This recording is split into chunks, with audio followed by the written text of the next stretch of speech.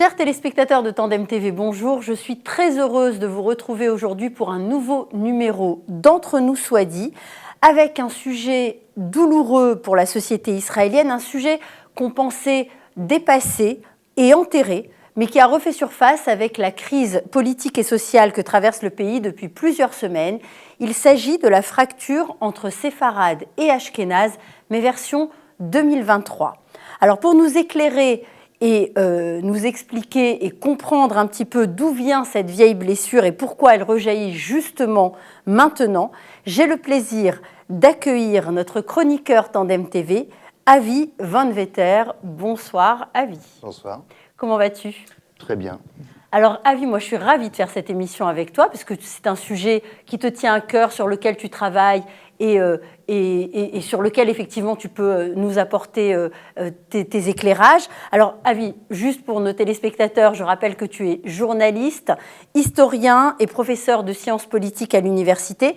Tu consacres effectivement beaucoup de temps et de réflexion au sujet de la crise communautaire, on va dire, en Israël, communautaire, ethnique et socio-économique, qui constitue finalement une composante de cette société israélienne. Alors la crise interne que traverse le pays actuellement paraît être, en tout cas quand on la vit comme ça de l'intérieur, une des plus importantes, une des plus graves de son histoire moderne. Les divisions politiques semblent avoir dérivé un petit peu vers quelque chose de plus profond et finalement qui était ancré. Alors c'est une fracture qui paraissait avoir été effectivement dépassée, mais qui est visiblement encore très présente et visiblement encore très douloureuse dans la société israélienne. C'est la fracture, donc, comme on l'a dit, entre les communautés séfarades et ashkénazes. Alors version 2023, parce qu'avec, au-delà de l'origine ethnique, une fracture sociale entre ce qui est appelé en hébreu Israël Harishona et Israël Hashnia, donc la première Israël et la deuxième. Alors on va essayer de comprendre d'abord si c'est un démon qui ressort comme ça de manière un petit peu opportuniste, comme un prétexte politique, ou si c'est une vraie blessure qui ne cicatrise pas et qui finalement finit par pourrir la société israélienne de l'intérieur. Alors pour ça, on va peut-être revenir un petit peu en arrière, en 1977, où on a vécu, pas totalement, mais en tout cas en partie un petit peu ce qui se vit aujourd'hui. C'était au moment où Menachem Begin, pour la première fois, a pris le pouvoir avec la droite et le Likoud, donc a pris le pouvoir en Israël, et qui, pour la première fois, Menachem Begin a posé des mots sur le vécu et l'humiliation ressentie par une partie de la population séfarade, notamment les Marocains. Il remporte effectivement donc en 1977 les élections et fait perdre par la même occasion un électorat à la gauche, un électorat qu'elle ne retrouvera jamais. Et est-ce qu'on peut, selon toi, établir ce parallèle avec la situation actuelle ? Oui, bien sûr, parce qu'il y a des signes. Il y a des signes. Quand Menachem Begin, effectivement, va s'attacher un électorat mizrahi, un électorat séfarade, au Likoud, c'est parce qu'il les a pris en compte.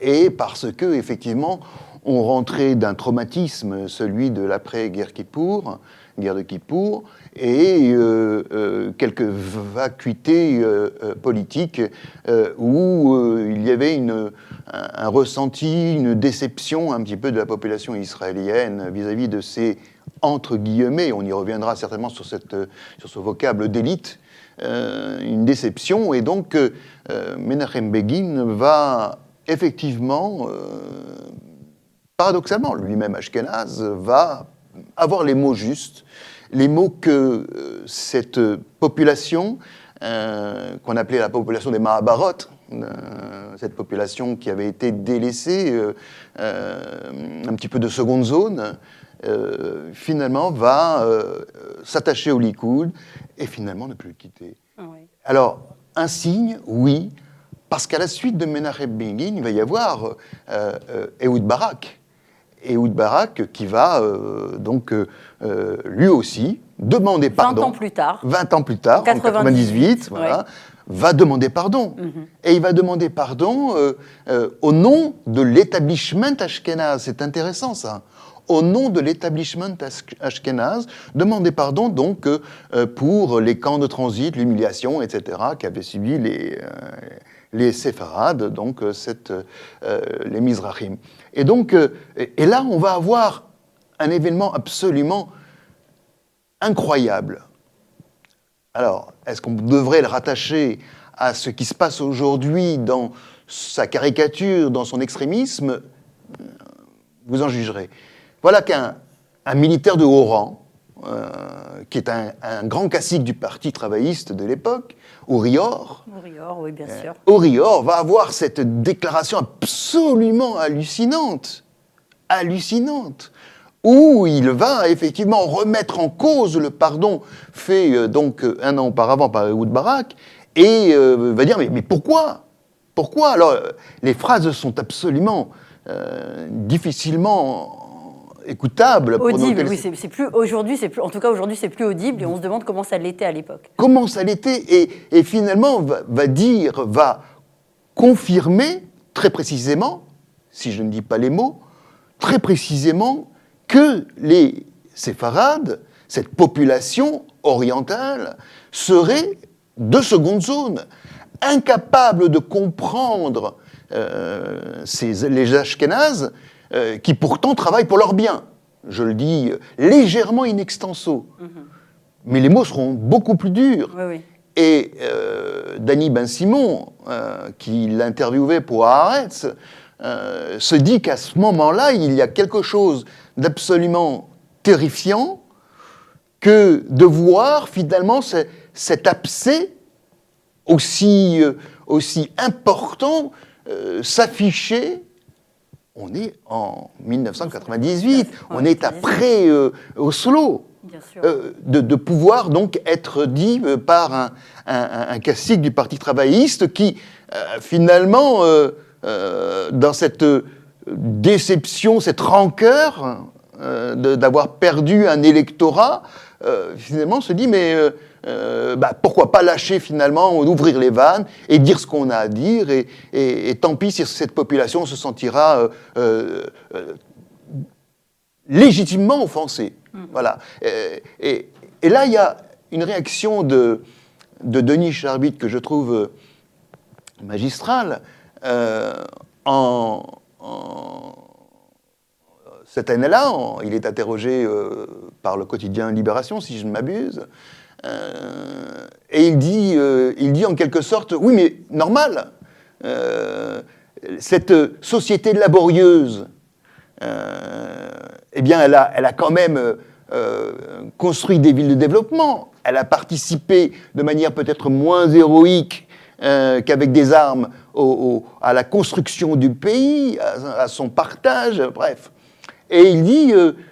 et en fait, elle reproche au parti travailliste, au parti de gauche, finalement de n'avoir jamais pris soin, économiquement parlant, socialement parlant, de cette population mizrahim, au profit d'une élite de gauche. Et il dira, finalement, elle s'est sentie abandonnée, blessée, et donc... comme le dira plus tard aussi Raanan Cohen, il dira et depuis le Parti travailliste court après cet électorat perdu. Mais c'est rigolo parce que au moment de la déclaration d'Ourior, qui est une déclaration raciste, il n'y a pas d'autre mot, c'est clairement raciste, en 1999, est-ce qu'Israël n'a pas raté là l'occasion d'ouvrir un grand débat et de faire un grand déballage et finalement de crever cet abcès? Est-ce que ce n'est pas ça qui a manqué à un moment donné à Israël, de crever cet abcès? Parce que finalement, c'est pas comme si, j'ai envie de dire, c'est pas comme si les Marocains ou les Algériens ou les Tunisiens, enfin en tout cas cette alia-là d'Afrique du Nord et séfarade, c'est pas comme si elle était arrivée dans les années 2000 quand le pays était déjà la Startup Nation. Elle est quand même arrivée, c'est quand même une forme c'est des pionniers quand même, parce que quand ils sont arrivés en Israël, pardon, mais il n'y avait rien, quoi. Il y avait encore rien, il y avait encore tout à construire. Alors effectivement, les Ashkénazes qui étaient arrivés dans les aliotes, on va dire, d'avant-guerre, ou de la première partie du XXe siècle, ou tout début de la création de l'État d'Israël, effectivement, ils ont travaillé la terre et ils ont construit, effectivement, mais quand sont arrivés 20 ans plus tard, hein, c'est pas non plus, c'est 15-20 ans plus tard, c'est pas 50 ans plus tard ou 100 ans plus tard. Cette alia, quand est venue cette alia séfarade, il y avait encore, enfin, je veux dire, ils auraient pu être intégrés et non. Comment est-ce que cette population-là a voulu garder son précaré et finalement les a vus comme de la main-d'œuvre, on va dire de la main-d'œuvre bon marché, comme des immigrés? Il faut donc, dans ce cas-là, élargir davantage, prendre du recul. Et effectivement, peut-être ça nous donnera une idée pourquoi le même Denis Charbit, en 2015, nous dira, dans un livre « Israël et ses paradoxes », nous dira ça y est, c'est fini. Fin de l'histoire, tout est révolu, tout est résolu, il n'y a plus de problème entre Ashkenaz et séfarades. C'est fini. Voilà. On sait ce fameux mot qui est juif. Voilà. D'accord. Donc, il faut remonter plus loin. On a déjà dans cette histoire, si je la prends au plus proche, celle de Théodore Herzl, on a déjà la mise en bouche d'un... C'est même pas un désaveu, c'est un mépris, une ignorance totale, une indifférence totale à la population, entre guillemets, indigène, qui vit donc sur le sol d'Israël, à l'époque donc sous l'Empire ottoman, et qui a assuré la permanence, j'allais dire, depuis des siècles, depuis même des millénaires, et que Théodore Herzl n'aura pas de mots assez durs pour les ignorer.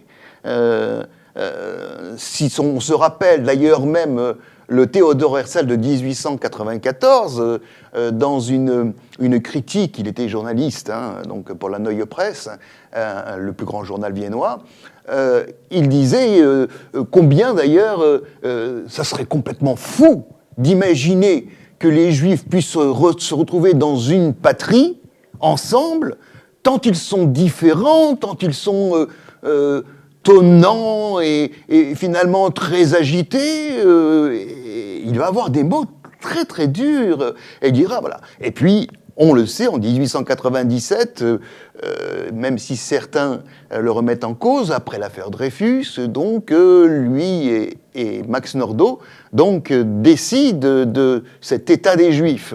Cet état des Juifs. Et là, il ne change pas, non pas, enfin il change sur le sujet patrie, bien sûr, mais il ne change pas sur l'indifférence qu'il avait vis-à-vis de cette population qui vivait séfarade, d'origine irakienne, d'origine yéménite ou autre. Et d'ailleurs, pour preuve, un très grand spécialiste du monde arabe universitaire qui va approcher Théodore Herzl, qui s'appelle Avraham Shalom Yehuda, très connu à l'Université hébraïque de Jérusalem, puisque on a fait plusieurs expos sur lui encore récemment. Voilà que le Avraham Shalom Yehuda vient voir Théodore Herzl, mais surtout, ne mettez pas de côté notre expérience du monde arabe,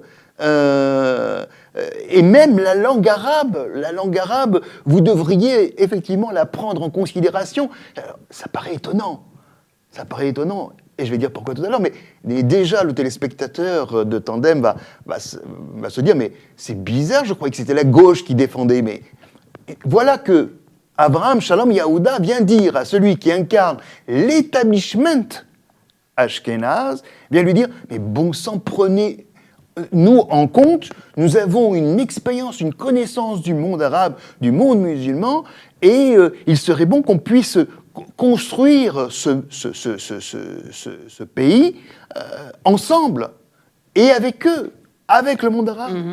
Bien évidemment ignoré. Premier congrès, alors qu'il aura été fait, lors du premier congrès sioniste en 97, il aurait été le voir 3 fois. Hein, 3 fois pour le relancer là-dessus. Et à chaque fois, il sera ignoré. Ouais. Et alors pourquoi je dis paradoxe parce que ce que reproche justement en 98, mais aussi du temps de Menachem Begin, les Mizrahim, les séfarades de l'establishment ashkénaze, mais finalement, nous, on est de seconde zone, nous ne sommes juifs, mais de seconde zone, mais alors, celle qui est devenue finalement votre star, c'est le Palestinien, la victime, la bonne conscience universelle, celle que vous pouvez partager avec l'ensemble du monde. Et donc nous sommes 2 fois oubliés. Oubliés avant, oubliés maintenant. Ouais. Oh, ouais.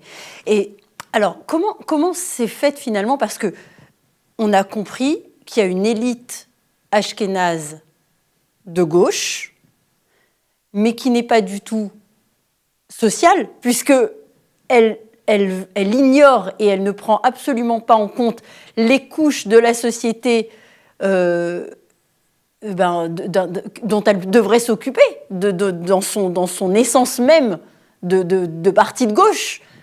Et que finalement, en Israël, c'est la droite qui va faire le social, c'est la droite qui va intégrer les populations socio-économiques, on va dire, plus faibles. Et en quoi la gauche israélienne est-elle de gauche, finalement? J'ai assisté il y a 3 jours, je crois, c'était jeudi soir, dans Ra'anana, une conférence sur Manitou.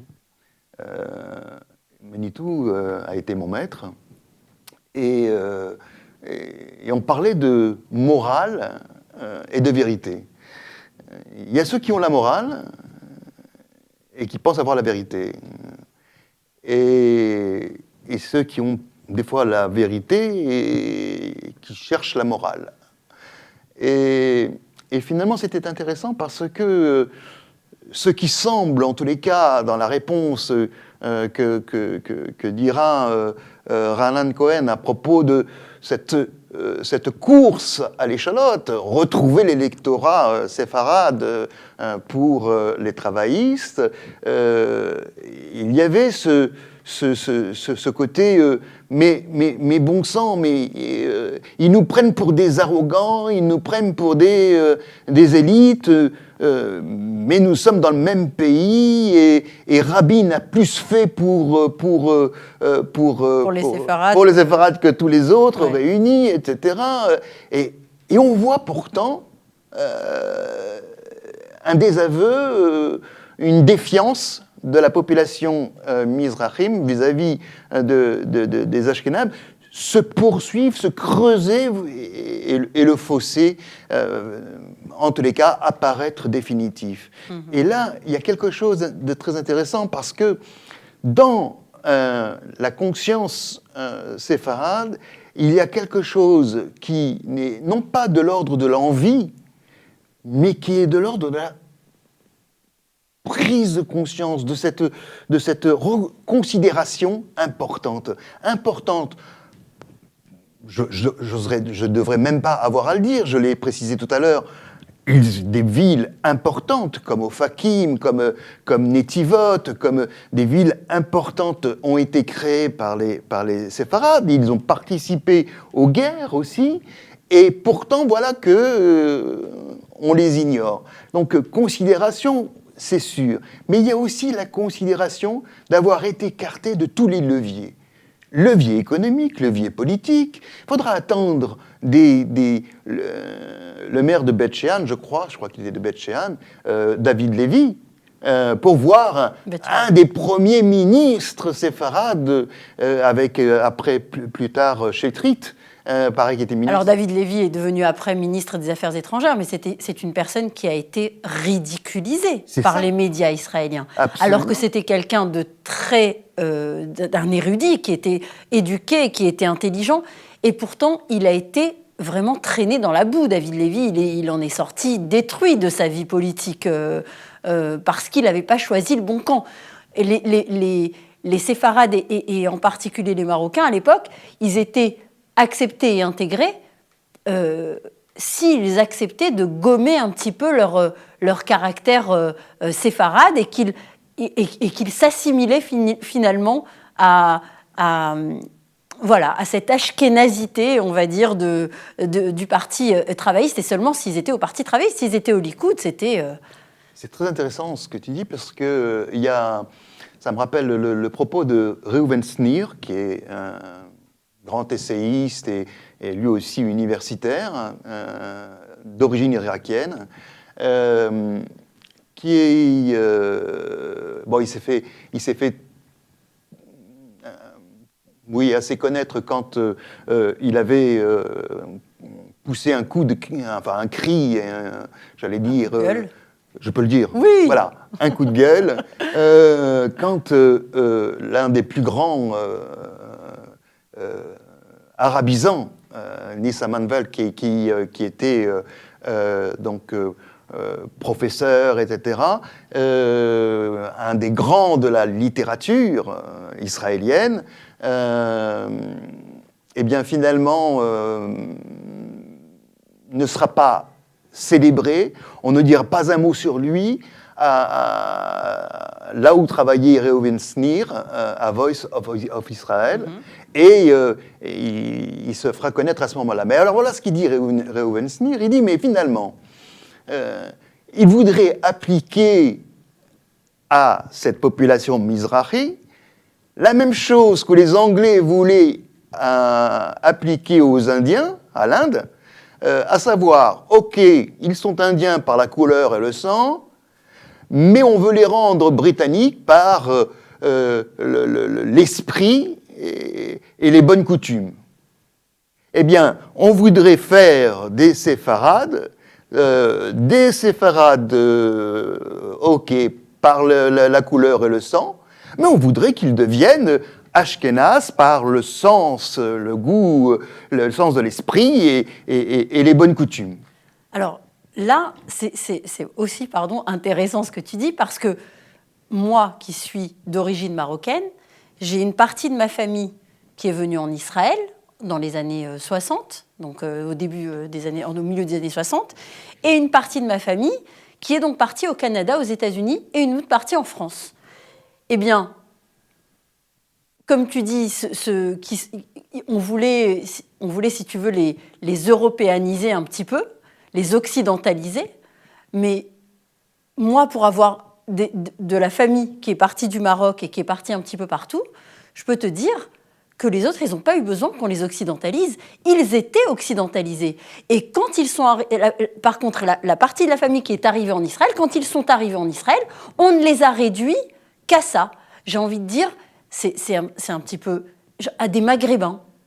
Alors que les autres sont partis au Canada, aux États-Unis et en France et sont devenus Sidney Ohana, un des plus grands chirurgiens de France, la famille Temim, des grands avocats. Enfin voilà, c'est des gens qui, en dehors d'Israël, ont été l'élite. Alors c'est marrant parce que on a... Avishai Ben Chaim. Alors, on explique à nos téléspectateurs. Avishai Ben Chaim, c'est un journaliste israélien qui, lui aussi, a fait un doctorat à l'université sur la pensée juive, à l'université hébraïque de Jérusalem, et qui a pris à bras-le-corps ce sujet et qui a écrit un livre qui s'appelle Israël Hashnia, donc la deuxième Israël. Et lui, effectivement, il lutte. En tout cas, c'est un combat, hein, c'est le combat de sa vie pour effectivement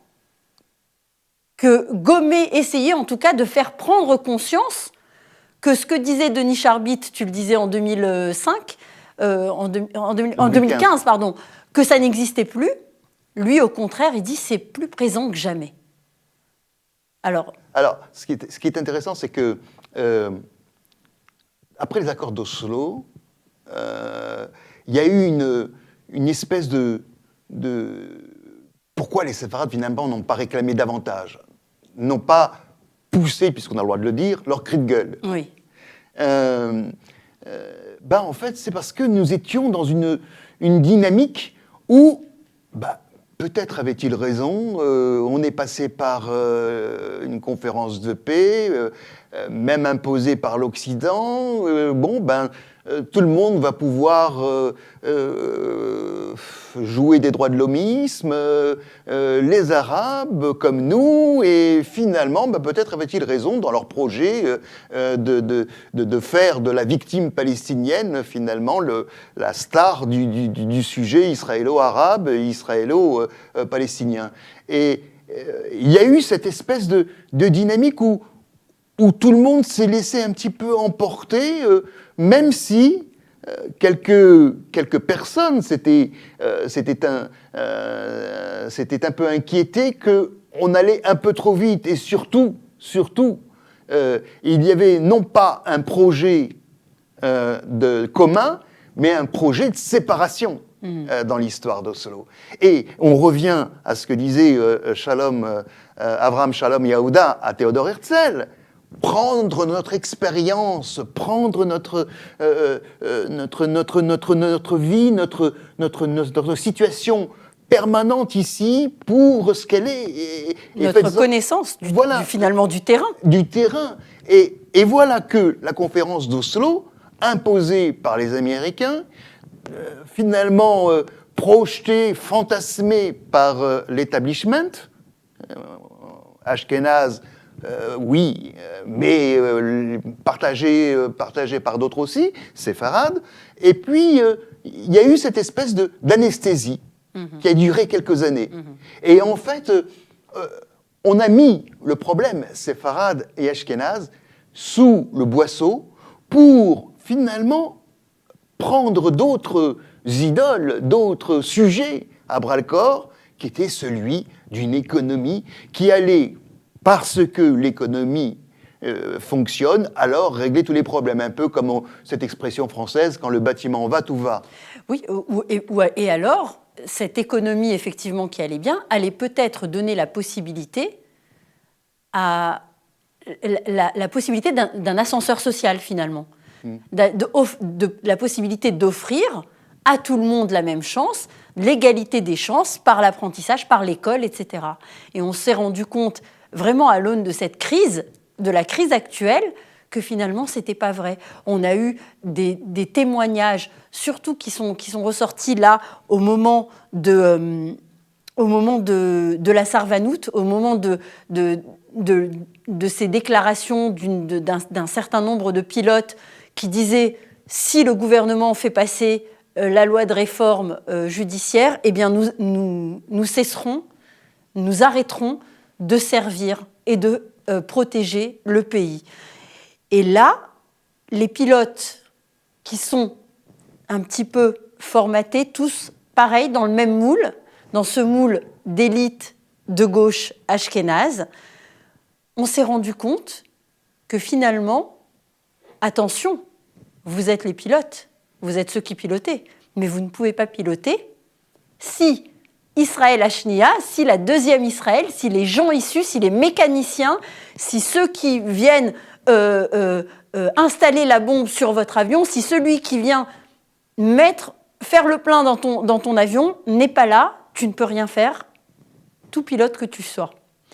Et c'est à ce moment-là, il y a eu des témoignages très forts dans la presse, on s'est rendu compte que finalement, non, en Israël, dans certains endroits du pays, l'ascenseur social était en panne. Il y a des écoles où il n'y a pas de prof pour enseigner aux élèves les maths en 5 yéchidotes. Il y a des écoles en Israël, il y a des villes où dans les écoles ou dans les lycées, il n'y a pas de prof d'informatique. Donc ça, c'est quelque chose qui personnellement m'a choquée. Parce que j'avais tendance à me dire, moi, venue de France et ayant profité de cet ascenseur social français, j'avais tendance à me dire, il déconne quand même, il se la joue pas un peu victime, c'est facile. C'est facile finalement de dire c'est pas de ma faute, on m'a pas donné les moyens. Mais les moyens, il fallait les saisir, il fallait les prendre. Alors c'est cette notion que j'aimerais que tu me dises ce que tu penses toi. Est-ce que tu penses que c'est une réalité ce que je viens de décrire là, ou est-ce qu'effectivement à un moment donné les populations mizrahiotes et séfarades ne se sont pas un peu enfermées dans ce rôle de victime? Oui et non. Il y avait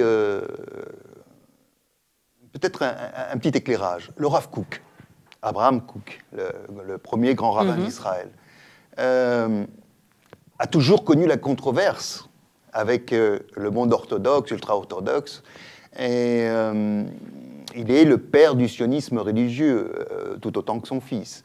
Et c'est marrant parce que il va, lui, alors, paradoxalement, vouloir études profanes, études de Torah, qu'elles soient enseignées partout. Et il va s'attacher à surtout réduire le fossé entre l'élite et ceux qui étaient les ouvriers agricoles, les petites gens, pour utiliser une expression un peu galvaudée, au travers de l'école, par exemple, Téchak Moni. Il va effectivement donc s'investir, il va obliger à ce que ces écoles soient les plus mixtes possibles, tout en étant très conservateur pour que les yeshivot, ce ne soit effectivement à respecter que les règles des yeshivot, etc., parce qu'il avait ce mot, parce que je suis sûr que de là, nous ne sortirons que des juifs. Bon. Oui. Mais il n'empêche qu'il va effectivement, entre les laïcs et le religieux, entre ces ouvriers agricoles et l'élite, vouloir réduire le fossé. Et voilà que le Rav Kook, qui incarne donc quelque chose de typiquement ashkénaze, il est clair. C'est même marrant d'ailleurs parce qu'il était issu de Miknaged, c'est-à-dire donc non chassid, et en même temps marié à une Lubavitch. Donc c'était assez intéressant. Et voilà que cet homme-là va justement travailler sur le social, parce qu'il sait que c'est indispensable. Comme d'ailleurs aussi Ben Gurion. Ben Gurion, quand son projet phare, son projet, j'allais dire initial, de faire du Negev, donc le prototype de l'Israël moderne, c'est quand même assez incroyable. Ce n'est pas de faire une start-up nation, c'est de faire effectivement fleurir donc ce Negev, même quitte à y créer, bien évidemment, tout ce qu'il y avait à y créer avec la technologie. Eh bien, la population, pour Ben Gurion, pour le Rav Kook et pour d'autres, bien évidemment, il n'était pas question de faire de différence entre les populations. Là où effectivement il va y avoir distorsion, divorce, c'est quand effectivement, au fur et à mesure de cette indépendance triomphante ou de cette déception clivante après la guerre de Kippour dont je parlais tout à l'heure, là, les séfarades sont oubliés, et dans la première partie, et dans la deuxième partie. Et s'il doit y avoir un deuxième Israël, est-ce que ceux-là, donc, pourraient récupérer donc, les leviers économiques, sociaux, politiques, se retrouver finalement à tous les postes? C'était le vœu du grand rabbin Ovadia Yosef, qui va créer ce parti Chasse. Pour faire en sorte que, effectivement, les séfarades soient reconnus partout. Et d'ailleurs, il n'aura pas que ce seul combat, même si on pourra lui reprocher quelques paroles extrêmes, etc. Mais il n'empêche que l'érudit monstrueux qu'il était, monstrueux au sens noble du terme, bien entendu, était en même temps celui qui va permettre aux Éthiopiens d'être reconnus dans la société israélienne, hein, notamment dans l'affaire du sang, où on disait que le sang de ces Éthiopiens, juifs éthiopiens, ne pouvait pas être accepté dans les transfusions, etc. Eh bien, lui va intervenir. C'était quand même... voilà. Donc, on a réellement une propension, donc là, où on se dit, ça y est, les séfarades ont gagné. Et finalement, on arrive à Denis Charbit à se dire, ok, c'est vrai, c'est résolu, c'est révolu. Et non. Parce que, dans le même temps, on fait face à un problème beaucoup plus large sur la planète, qui est celui, effectivement, des minorités agissantes dont tu parlais tout à l'heure. C'est-à-dire, aujourd'hui, ce sont les minorités qui remettent tout en question. C'est quand même assez incroyable. Elles ne sont plus légalistes, elles ne sont plus légitimes, mais elles ont la bien-pensance. Et donc, au nom de cela, alors ici en Israël, c'est la victime palestinienne, le droit de l'homisme, etc., qui t'a fantasmé des choses qui n'existent pas. Ils sont dans cette spirale-là, et finalement, les séfarades se retrouvent un petit peu dans une histoire où ils sont comme en chantier encore, à devoir chercher la considération et chercher finalement la notabilité. Et là, on se retrouve avec plusieurs vagues d'immigration, notamment d'Europe de l'Est, d'Europe centrale, qui vont arriver ici en Israël, et mettre le paquet pour cette immigration contrainte et en même temps immédiate. Et on va encore oublier les séfarades. Et les séfarades se faire oublier aussi, parce que les uns, l'élite n'a pas le monopole du cœur. Et donc, à ce moment-là, effectivement, ils n'iront pas chercher à être les acteurs de ce second Israël dont parle Avichai Ben Chaim. Alors, c'est rigolo parce que je vais revenir encore une fois à l'histoire, parce que finalement, et j'ai envie de dire peut-être grâce ou à cause du Likoud avec Benyamin Netanyahou, ou surtout Benyamin Netanyahou à sa tête, finalement,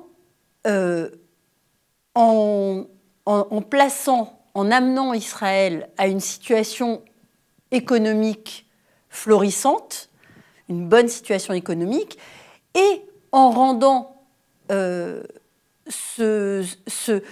cette problématique palestinienne un petit peu obsolète pendant les 10 ou 12 dernières années où il a été au pouvoir, il a fait en sorte qu'en Israël, finalement, on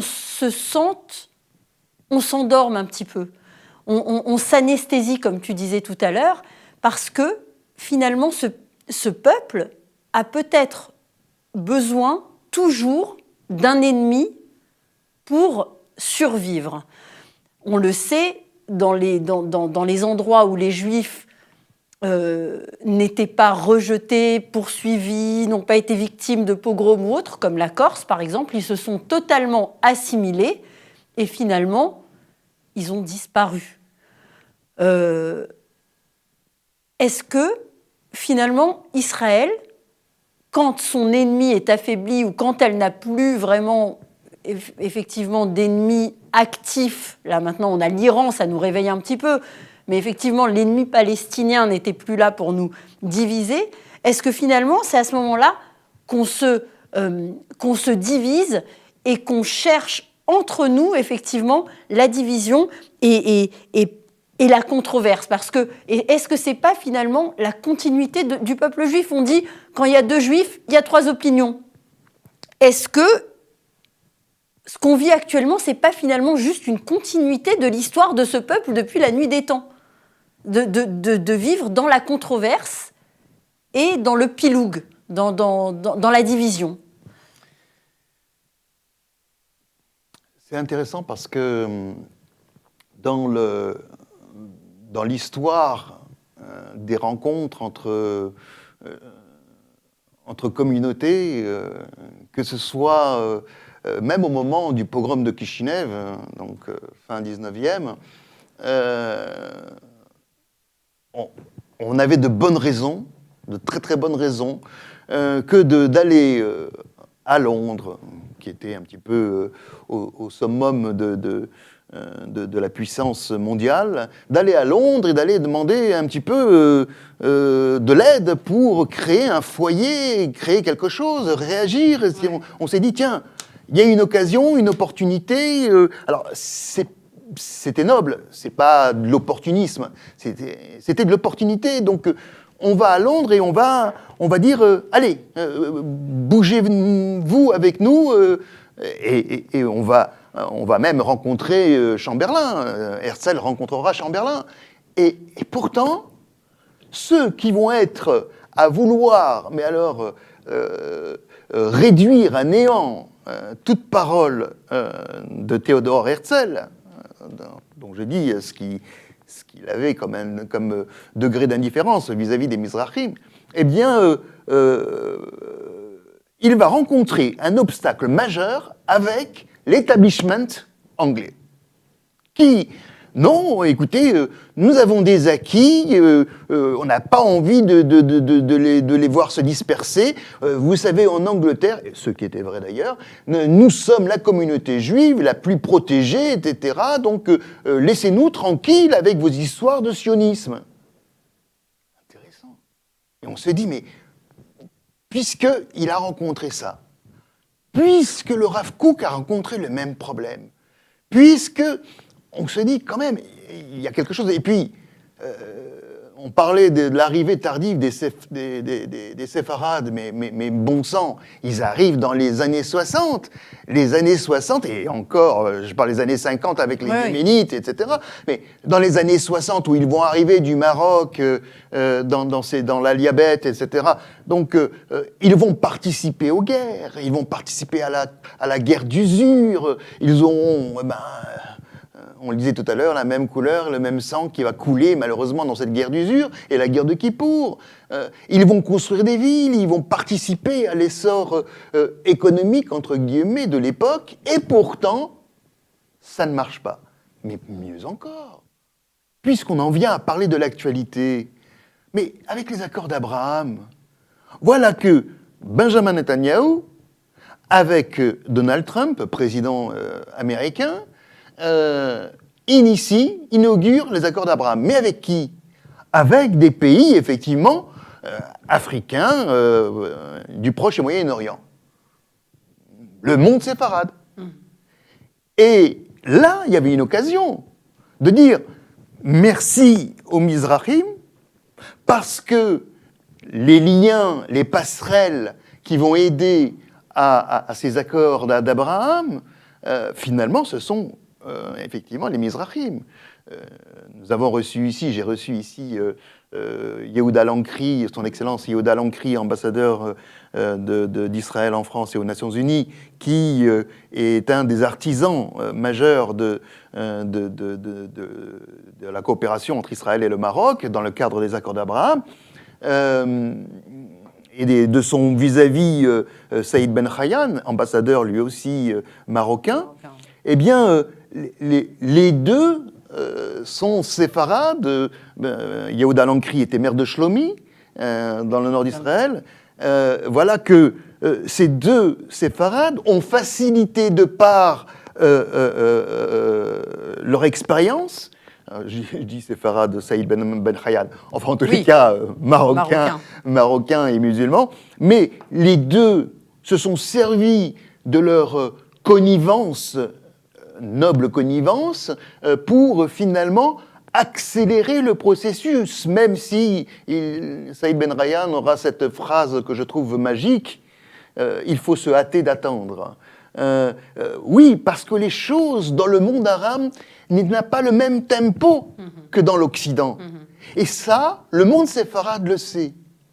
Il le sait que rien ne vaut la rencontre présentielle, rien ne vaut la poignée de main qu'on va serrer. Rien ne vaut que de partager un moment de nourriture, de victuailles et de boissons. Rien ne vaut que ces moments-là qui prennent du temps, qui qu'on appelait la politique que je trouve un peu péjorative du côté occidental, la politique levantine, du style circonvolution, vous prenez des tournants, des virages. Mais oui, mais c'est ça qui fonctionne depuis des siècles. Et nous, on le sait d'autant plus que nous avons été dhimis, nous avons été soumis. Et pour survivre, il a fallu connaître les codes. On connaît les codes. Donc, dans ces accords d'Abraham, les séfarades deviennent finalement les ambassadeurs de ce nouvel Israël, de ce second Israël, et ils auraient dû en tirer les marrons du feu. Ouais. Et pourtant, lors d'une manifestation en 2020, on parlait d'Avishai Ben Chaim. Qu'est-ce qui se passe? Il est journaliste pour la chaîne 13, et voilà qu'il se fait bousculer parce que les gens l'ont reconnu, pour justement cette idée qu'il défend, dont tu as parlé tout à l'heure. Mais, et c'est ça qu'il faut retenir, on a la vidéo, où il est traité d'être à vouloir lécher dans le sens du poil Bibi. Mais, bon, c'est pas tout à fait le terme exact qui sera employé, mais enfin bref. Mais surtout, on va le traiter de poubelle marocaine. Très intéressant, ça. Qu'est-ce que vient faire cette expression de poubelle marocaine, dit par ces deux personnes, qui vont être arrêtées d'ailleurs, ces deux personnes, à Avishai Ben Chaim, qui est docteur, journaliste, connu, essayiste, spécialiste du monde arabe, mais spécialiste surtout du monde orthodoxe, quand même, du monde rachédi. Ah ouais, alors c'est à ça que je voulais en venir après. Et donc, on a quelque chose ici qui nous revient à la figure en 2020, poubelle marocaine, parce que tu es du côté de Bibi. C'est ça. Et Bibi, eh bien, c'est lui qui a ramassé l'électorat séfarade. Il y a quelque chose, effectivement, ici, un lien de cause à effet, qui pourrait nous faire dire qu'effectivement, Denis Charbit-Tator, rien n'est résolu, rien n'est révolu, ça existe toujours. Maintenant, la question à se poser, c'est à savoir si c'est l'essentiel de la fracture. C'est ça, parce que finalement, ce que dit Avishai Ben Chaim, il dit que une des composantes et des différences entre Israël Harishona et Israël Hashnia, la première Israël, la deuxième Israël, c'est ce soutien, finalement, même pas au Likoud, à Bibi Netanyahou. Et ça, c'est vraiment une des composantes principales. Et justement, c'est ce qui, peut-être, me fait penser, et parce que c'est pas que Bibi Netanyahou, on voit bien, et ça me fait poser la question de la crise actuelle, de savoir est-ce qu'elle n'est pas, effectivement, plus profonde qu'une histoire de discrimination sociale et économique. Est-ce qu'il ne s'agit pas, et ethnique, est-ce qu'il ne s'agit pas plutôt d'une crise de la vision, une crise sur la vision et sur l'identité finalement d'Israël? Préférence nationale et donc préférence identitaire, conservatrice, traditionnaliste ou même religieuse, charédite, à majorité effectivement séfarade et soutien de Bibi Netanyahou.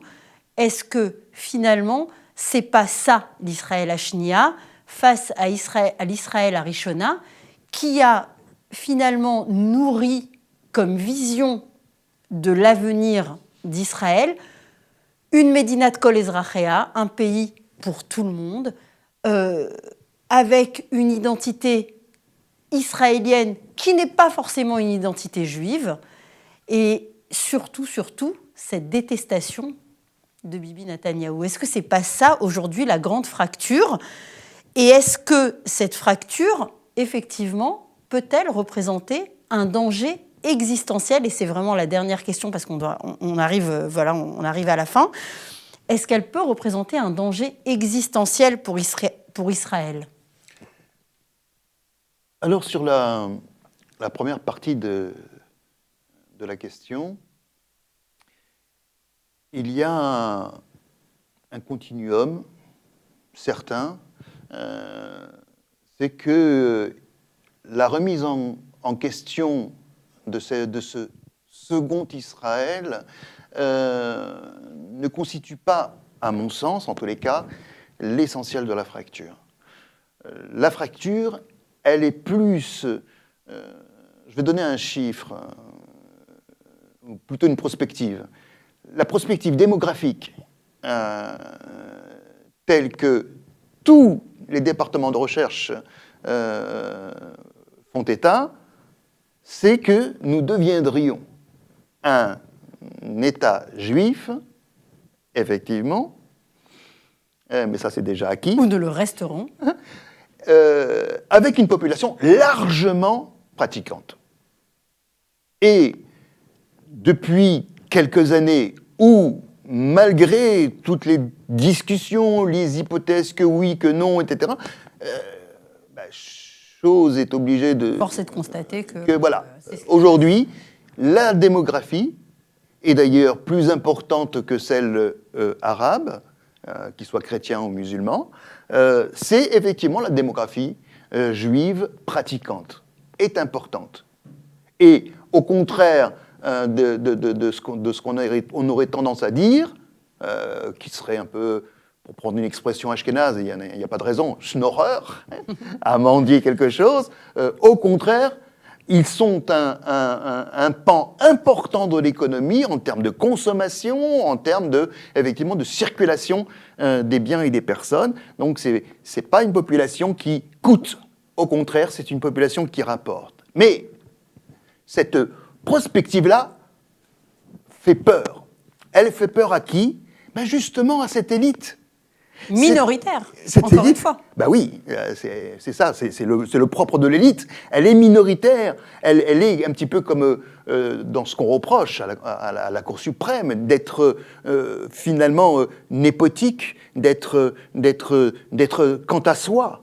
Et finalement de claniser autour de critères qui sont ceux dont on disait tout à l'heure, la bonne coutume, le sens de l'esprit, etc., même si la couleur et le sang est différent. Et donc, il y a ici quelque chose qui est très profond, effectivement, c'est cette peur, cette angoisse d'un futur d'Israël qui échapperait donc à l'ouverture, à ce qui est de l'ordre de la couleur, de la nature, de la catégorie sociale, de ce qui fait Israël. Un Israël multiple, un Israël fait pour tous, dont les Arabes israéliens, bien sûr, chrétiens, druzes, circassiens, etc., font partie. Et là, ce fantasme-là, on se dirait, finalement, il pourrait être justifié si on était dans une espèce de resserrement comme ça, d'un tuyau qui se resserre, et au bout du tuyau, il y aurait un rabbin qui nous dirait quelque chose, quoi faire et quoi dire, etc. Mais c'est absolument pas le cas. C'est-à-dire que, finalement, on voit bien que dans l'évolution sociologique de la population, qu'elle soit pratiquante, il y a bien sûr les Harédis, la population Harédi, mais il y a aussi une population qui est sioniste religieux très importante et de plus en plus importante. Il faut savoir que la plupart des implantations dont aujourd'hui la gauche attaque de façon fracassante et surprenante, on va le dire, la plupart des implantations étaient le fait, bien sûr, du Parti travailliste. Le fait du Parti travailliste dans l'histoire. Et effectivement, nombre de villages, à Zichron Yaakov, Petah Tikva, etc., ont été bâtis par des établissements ashkénazes.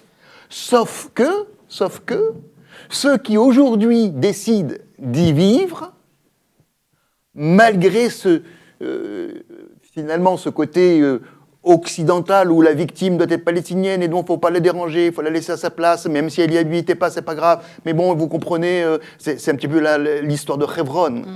L'histoire de Hebron qui a toujours été une ville juive, qui aujourd'hui est à majorité musulmane et dont on refait l'histoire. Et donc, il y a quelque chose ici de très intéressant, c'est que oui, sur le plan du divorce, voilà, on en est à un point où, malgré tout ce qu'on pourra dire à propos de la fracture, oui, mais c'est une fracture qui est un épiphénomène, une fracture qui est liée à la peur de...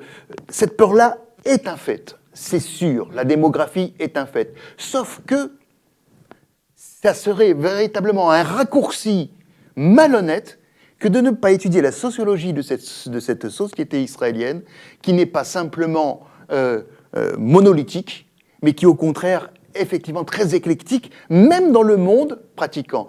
Et deux derniers points sur est-ce que c'est dangereux pour l'existence d'Israël, je crois que deux choses. S'il y a une explication que certains donnent à cette volonté finalement d'éradiquer ce Bibi Netanyahou et ce qu'il représente, d'éradiquer donc ce côté, comme disait Aurior, agitateur, qui ne comprennent rien, et vulgaire, etc. Bon, alors le seul moyen de les éradiquer, c'est aujourd'hui de leur dire que si nous ne sommes pas un îlot occidental au milieu d'un monde musulman, nous sommes perdus. Et voilà que les séfarades, eux, viennent dire, mais regardez avec les accords d'Abraham, vous en profitez. Nous sommes les passerelles, le pont, avec justement cette région-là. Vous pourrez toujours avoir vos passerelles avec le monde occidental, on en a besoin. Mais soyons sérieux, nous sommes aussi vos passerelles absolument nécessaires. Alors, est-ce qu'il y a danger existentiel? Oui. Est-ce qu'il est catégorique? Absolument pas. Absolument pas.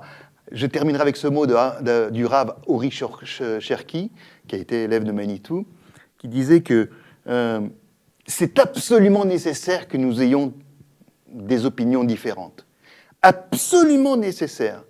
Quand il n'y a qu'une seule opinion, soit de l'élite, soit de celle qui vit ses problèmes, alors on est dans la verticalité, on est dans la recherche du tyran.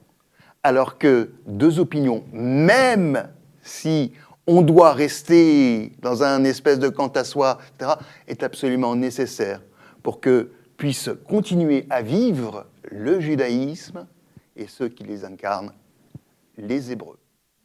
Magnifique. Et bien voilà, on arrive à la fin de cette émission, de cet Entre nous soit dit. Merci beaucoup, Avi, merci pour tes éclairages, merci pour toutes ces références, toutes ces explications. Et sur cette note mi-pessimiste, mi-optimiste, je vais garder le côté optimiste, j'espère.